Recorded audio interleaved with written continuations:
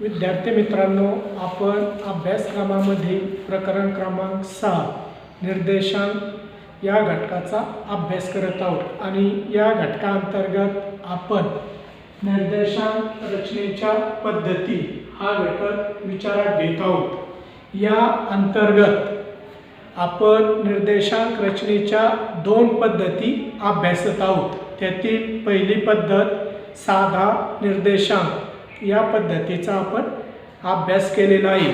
साधी निर्देशांक पद्धत वापरून किंमत निर्देशांक, संख्यात्मक निर्देशांक आणि मूल्य निर्देशांक कशा पद्धतीने तयार केला जातो हे आपण समजावून घेतलेलं आहे। दुसरी पद्धत आहे त्या ठिकाणी भारान्वित निर्देशांक आणि या भारान्वित निर्देशांकाचाच आपण अभ्यास करत आहोत।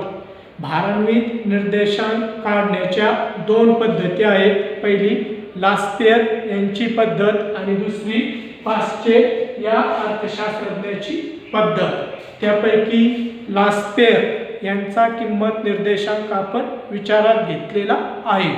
लास्पेयर यांची पद्धत वापरून आपण त्या ठिकाणी किंमत निर्देशांक काढलेला आहे। आज आपण या ठिकाणी पास्चे यांच्या पद्धतीचा वापर करून किंमत निर्देशांक विचारात घेणार आहोत। लास्पेयर आणि पास्चे यांच्या किंमत निर्देशांकामध्ये मुख्य फरक कोणता आहे तर तो आहे लास्पेयर यांनी किंमत निर्देशांक काढत असताना मूळ वर्षातील परिमाणांना महत्त्व दिलेलं दिसून येते। मूळ वर्षातील परिमाण विचारात घेऊन लास्पेयर यांनी किंमत निर्देशांक काढलेला दिसून येतो। याउलट पास्चे या अर्थशास्त्रज्ञाचा किंमत निर्देशांक हा चालू वर्षातील परिमाणावर आधारित असलेला दिसून येतो। चालू वर्षातील परिमाण विचारात घेऊन त्या ठिकाणी पास्चे या अर्थशास्त्रज्ञाने निर्देशांक तयार केलेला आपल्याला दिसून येतो। त्यालाच म्हणायचं पास्चेचा किंमत निर्देशांक। अगोदरचा कोणाचा होता? लास्पेयर यांचा किंमत निर्देशांक भारान्वित पद्धतीचा वापर करून। आता हा दुसरा निर्देशांक कोणाचा आहे? पास्चे यांचा किंमत निर्देशांक भारान्वित पद्धतीचाच वापर केलेला आहे। या ठिकाणी संख्येमध्ये भार दिलेला आपल्याला दिसून येतो। परिमाणामध्ये नग संख्येमध्ये भार दिलेला आहे। पास्चे यांचा किंमत निर्देशांक काढण्याचं सूत्र आहे P01 बरोबर समेशन P1 Q1 भागिले समेशन P0 Q1 गुणिले 100। या सूत्राचा वापर करून या ठिकाणी पास्चे यांनी किंमत निर्देशांकाची रचना केलेली आहे। P1 Q1 P0 Q1 हे जे सांकेतिक शब्द आहेत हे शब्द कशासाठी आपण वापरतो यावर या अगोदर आपण अनेकदा चर्चा केलेली आहे।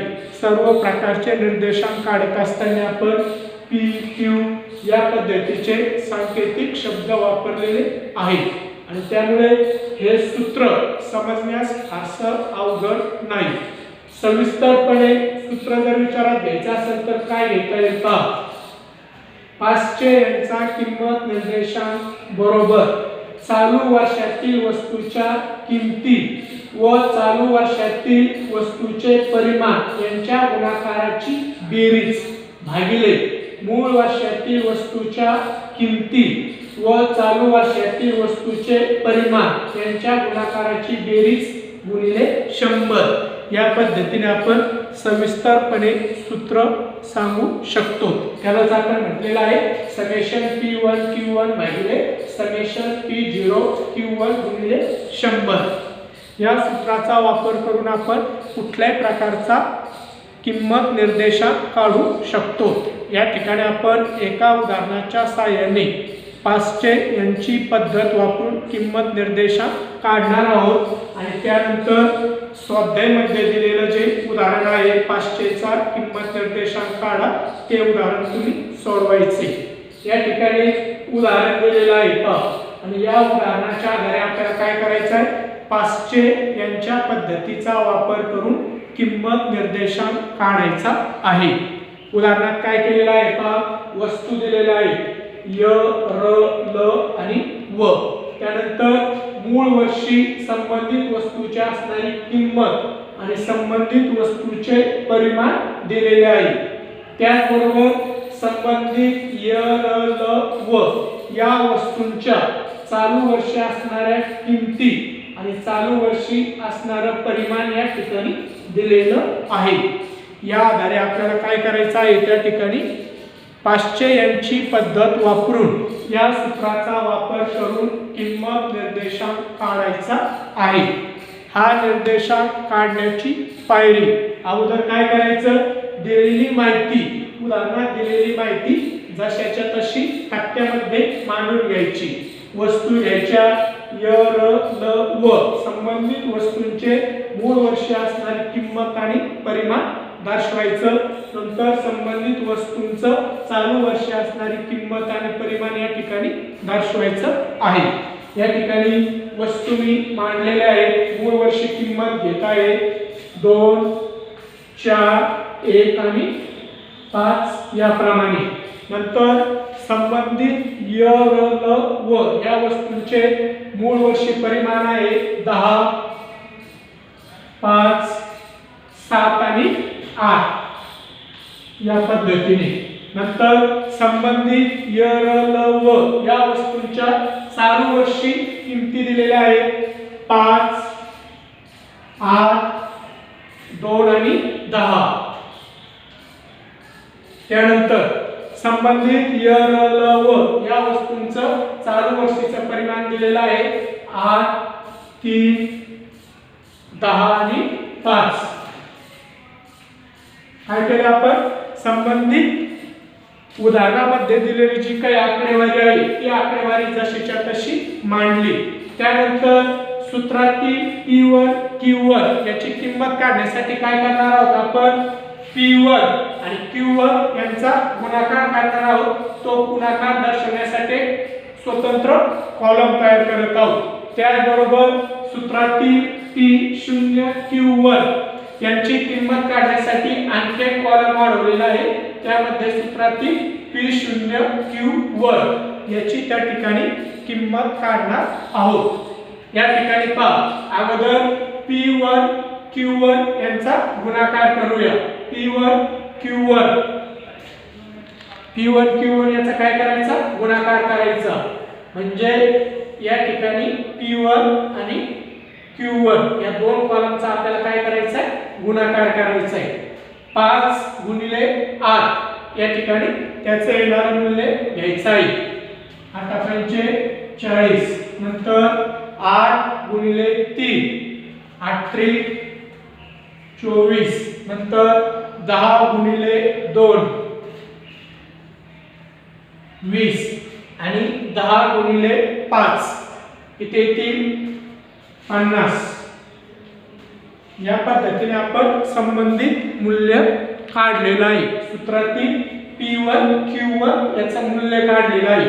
नंतर सूत्रातील P0 Q1 याचं मूल्य काढूया. या ठिकाणी शेवटच्या कॉलम मध्ये P0 Q1 P0 म्हणजे काय, मूळ वर्षातील वस्तूची किंमत आणि त्या ठिकाणी Q1 म्हणजे चालू वर्षातील वस्तूचं परिमाण. हे दोन घटक विचारात घेऊन या ठिकाणी मूल्य काढायचे. P0 Q1 यांचा गुणाकार करायचा आहे. या ठिकाणी पहिला कॉलम आणि हा कॉलम वापरून 8 गुणिले 2 8 गुणे 16. या ठिकाणी 4 गुणिले 3 4 त्रिक 12. या ठिकाणी 10 गुणिले 1 10 आणि या ठिकाणी 5 गुणिले 5 25. उदाहरण सोडवण्यासाठी काय केलं आपण, दोन कॉलम वाढवले. P1 Q1 यांचा गुणाकार केला, P0 Q1 यांचा गुणाकार केला. नंतर त्या ठिकाणी आपण सूत्रातील समेशन P1 Q1 याचं मूल्य काढणार आहोत. या ठिकाणी समेशन P1 Q1 याचं मूल्य काढायचे. त्याचबरोबर सूत्रातील समेशन P0 Q1 याचं मूल्य काढायचे. P0Q1 याचं मूल्य या ठिकाणी आपण काढणार आहोत. पहा या ठिकाणी काय मूल्य येईल. समेशन P1 Q1 सूत्रातील किंमत काढायची आहे. या सर्वांची काय करायची आहे, बेरीज करायची आहे. किती बेरीज,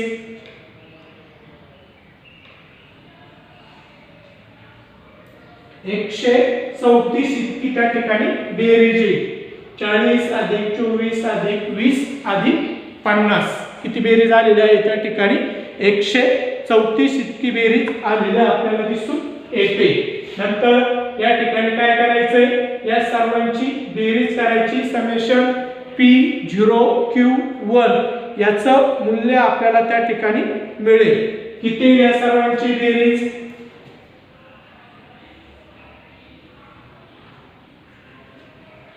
16 अधिक 12 अधिक 10 अधिक 25 63 इतकी बेरीज येईल.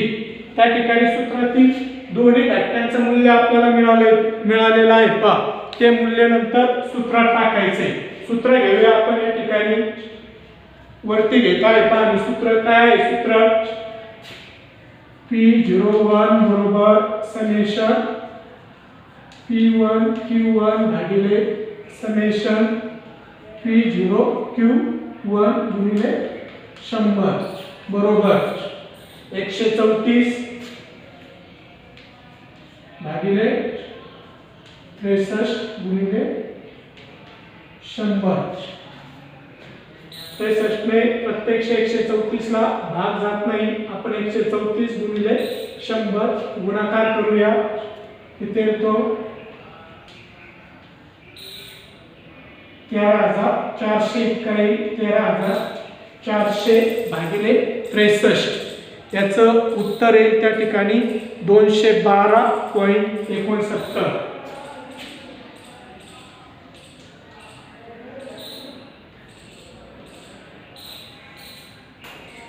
उत्तर किती, 13,400 भागिले 63 त्याचा भागाकार येईल 212.69 एवढं त्या ठिकाणी उत्तर येईल. अशा पद्धतीने आपण पाचशेची पद्धत वापरून किंमत निर्देशांक काढतो. यावर आधारित स्वाध्यायामध्ये दिलेलं उदाहरण सर्वांनी सोडवायचं आहे. या ठिकाणी किंमत निर्देशांकाची रचना हा टॉपिक संपलेला आहे. प्रकरणातील शेवटचा मुद्दा आहे निर्देशांकाच्या मर्यादा. मात्र या निर्देशांकाच्या मर्यादा हा घटक स्वयं अध्ययनासाठी ठेवण्यात आलेला आहे. सर्वांनी या घटकाचा देखील अभ्यास करायचा आहे. या ठिकाणी हे प्रकरण संपलेलं आहे. ठीक आहे, धन्यवाद. सर्वांनी प्रकरणावर दिलेला जो स्वाध्याय आहे हा स्वाध्याय वर्ग पाठाच्या वेळी सोडवायचा आहे. उदाहरणं सोडवायची आहेत आणि काय अडचण आली तर माझ्याशी संपर्क करायचा आहे. ठीक आहे, धन्यवाद.